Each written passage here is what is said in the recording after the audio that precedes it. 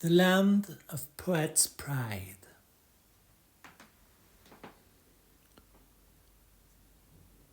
Isaac de Benserade, sonnet. Madame, je vous donne un oiseau pour étrenne, duquel on ne saurait estimer la valeur.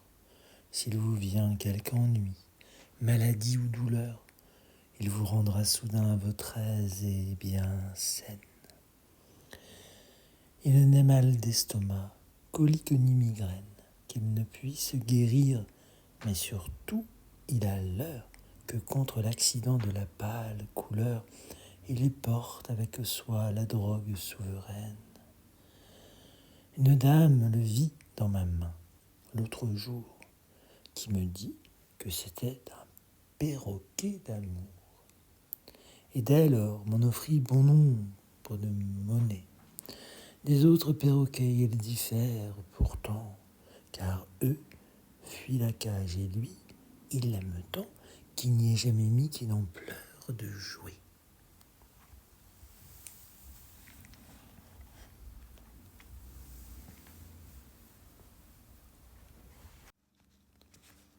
Aragon.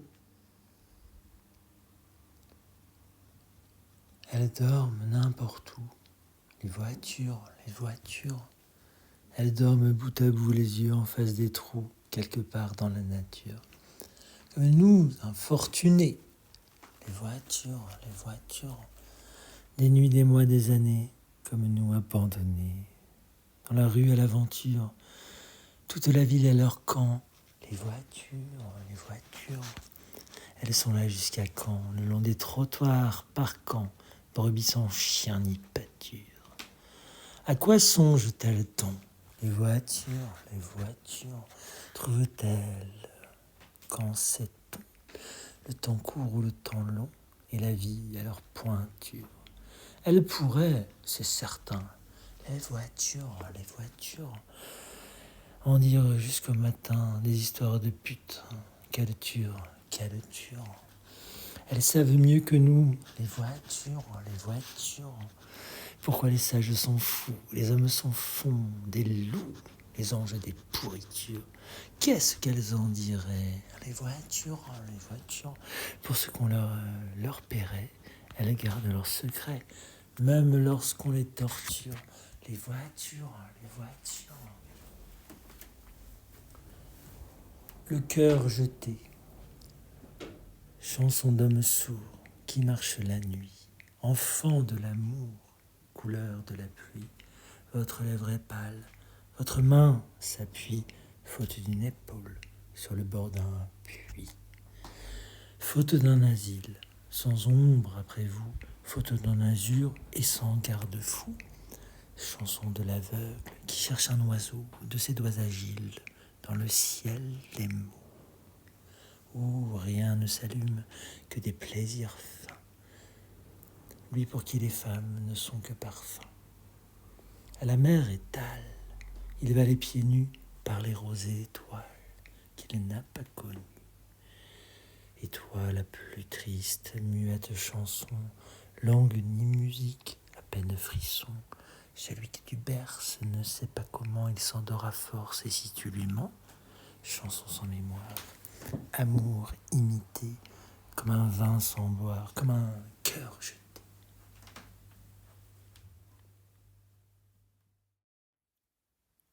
Jacques Prévert, simple comme bonjour.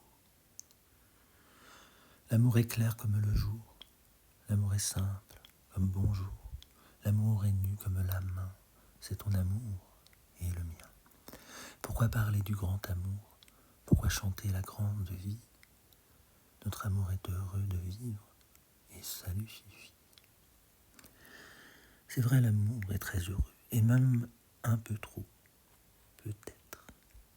Et quand on a fermé la porte, rêve de s'enfuir par la fenêtre. Si notre amour voulait partir, nous ferions tout pour le retenir. Que serait notre vie sans lui? Une valse lente sans musique, un enfant qui jamais ne rit, un roman que personne ne lit, la mécanique dans l'ennui, sans amour, sans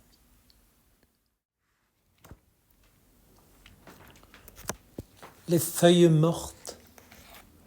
Oh, je voudrais tant que tu te souviennes des jours heureux où nous étions amis.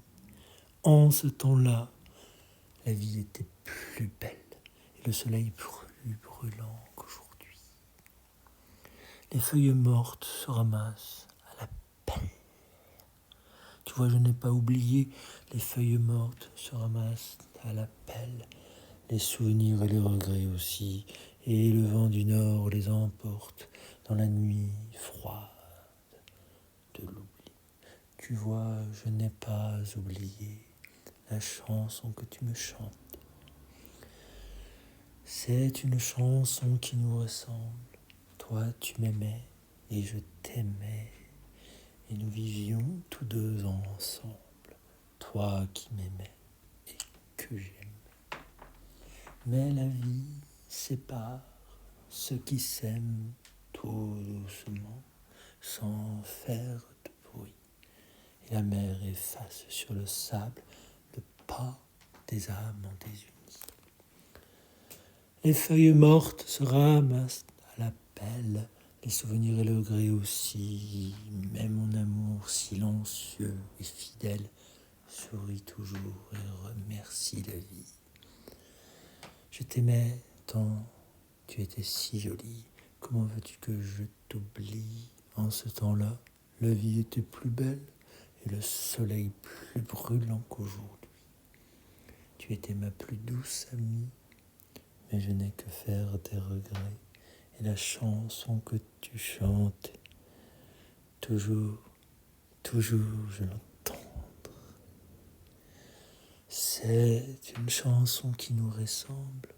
Toi tu m'aimais, je t'aimais, et nous vivions tous deux ensemble. Toi qui m'aimais et que j'aimais. Mais la vie sépare ceux qui s'aiment tout doucement, sans faire de bruit.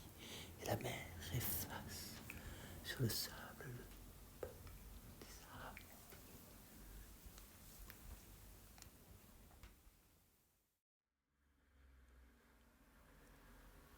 Victor Hugo. Oui, je suis le rêveur, je suis le camarade des petites fleurs d'or du mur qui se dégradent et l'interlocuteur des arbres et du vent. Tout cela me connaît, voyez-vous.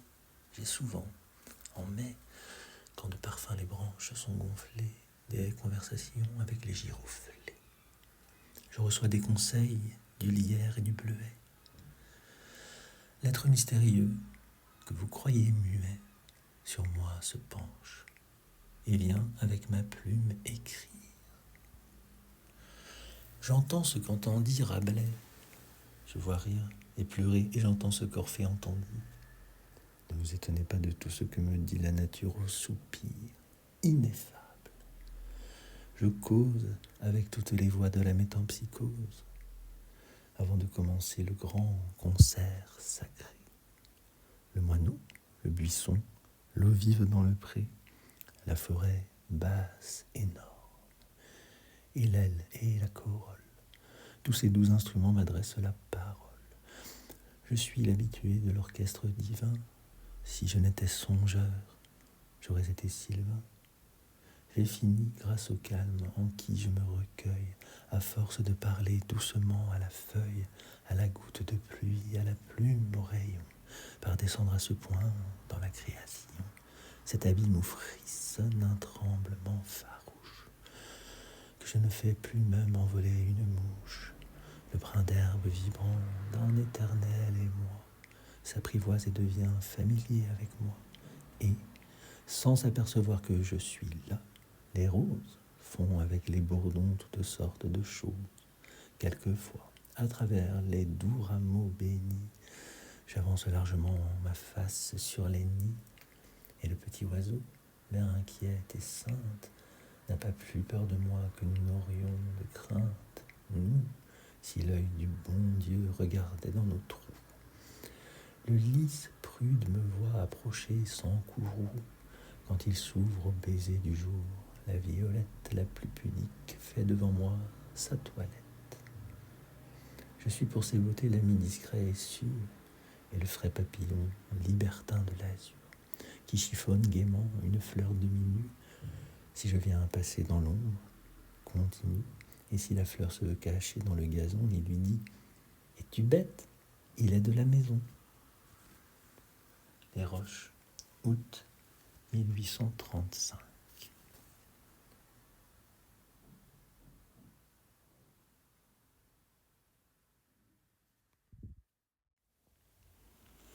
Il faut que le poète ait pris d'ombre et d'azur, esprit doux et splendide au rayonnement pur, qui marche devant tous, éclairant ceux qui doutent, chanteur mystérieux quand tressaillant écoute, les femmes, les songeurs, les sages, les amants deviennent formidables à de certains moments. Parfois, lorsqu'on se met à rêver sur son livre, où tout perce, éblouit, caresse, enivre, où l'âme à chaque pas trouve à faire son miel, où les coins les plus noirs ont des lueurs du ciel. Au milieu de cette humble et haute poésie, dans cette paix sacrée, où croît la fleur choisie, où l'on entend couler les sources et les pleurs, où les strophes oiseaux au pain de mille couleurs, folles chantant l'amour, l'espérance et la joie. Il faut que par instant on frissonne et qu'on voit tout à coup, sombre, grave et terrible, en passant, un ver fauve sortir de l'ombre en rugissant. Il faut que le poète, aux semences fécondes, soit comme ces forêts vertes, fraîches, profondes, pleines de chants, amour du vent et du rayon charmant. Soudain l'on rencontre un lion. Paris, mai 1842. Âge d'or. Quelqu'une des voix, toujours angéliques, il s'agit de moi, vertement s'explique. Ces mille questions qui se ramifient n'amènent au fond qu'ivresse et folie. Reconnais ce tour, si gai, si facile, ce n'est qu'onde, Flore, et c'est ta famille. Puis elle chante, oh, si gai, si facile, et visible à l'œil nu. Je chante avec elle, reconnais ce tour, si gai, si facile, ce n'est qu'onde, Flore, et c'est ta famille, etc. Et puis une voix, est-elle angélique? Il s'agit de moi, vertement s'explique. Et chante à l'instant, en sœur des haleines, d'un ton allemand, mais ardente et pleine. Le monde est vicieux, si cela t'étonne. Vise et laisse au feu l'obscure infortune. Oh, joli château que ta vie éclaire, de quel âge es-tu, nature princière de notre grand frère, etc. Je chante aussi, moi, multiples sœurs, voix pas du tout publique, environnez-moi de gloire pudique, etc. Dans l'interminable ennui de la plaine, la neige incertaine luit comme du sable. Le ciel est de cuivre, sans lueur aucune, on croirait voir vivre et mourir la lune. Comme des nuées flottent gris les chênes des forêts prochaines parmi les buées. Le ciel est de cuivre, sans lueur aucune, on croirait voir vivre et mourir la lune. Corneilles poussives et vous, les loups maigres, par ces bises aigres, quoi donc vous arrive? Dans l'interminable ennui de la plaine, la neige incertaine luit comme du sable.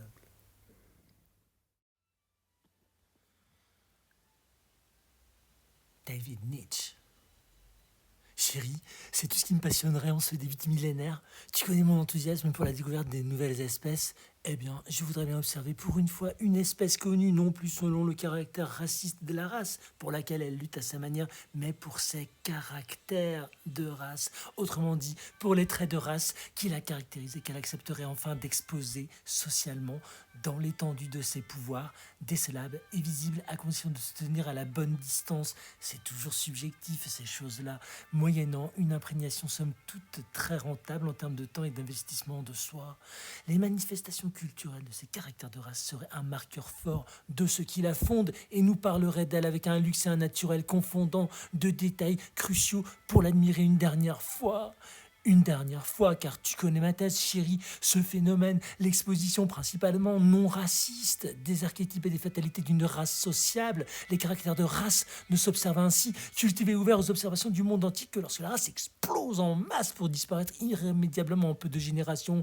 C'est une notion contraire à celle d'émergence, qui pose d'ailleurs problème en termes de transmission des biens et des pouvoirs culturels, car ces capitaux s'effondrent, dévalués par la dégénérescence, qui est la condition sine qua non de ces explosions.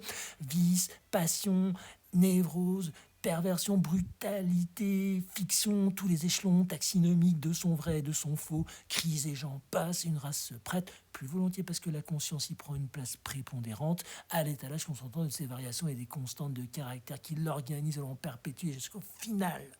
Ce phénomène est presque aussi rare que l'observation d'une supernova. Et si notre science astrophysique progresse assez, on comprendra que l'observation d'une race figée, un moment dans le spectacle gratis de ses caractères de vie ancienne, de conservation d'économie, de moyens, d'engrangement sociétal, des phénotypes qu'elle voulait, c'est un spectacle beaucoup plus rare que l'explosion d'une étoile massive en un temps bien plus bref. Cerise sur le gâteau, c'est notre macrocosme et notre microcosme, de l'évidence humaine jusqu'au raffinement de notre psychologie. Je trépigne de hâte et d'envie d'assister une fois à la cristallisation d'une race dans ses caractères, au fond, les plus humains. Mon ami, dirigeons-nous vers la... Jacques Roubaud. Il y a toujours des quadrateurs. Préambule.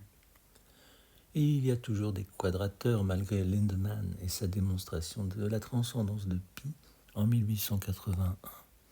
Il y a toujours des quadrateurs qui découvrent la véritable mesure rationnelle de la circonférence, si fière d'être égale à 2 pi r, et la surface du cercle si heureux d'être égale à pi r2.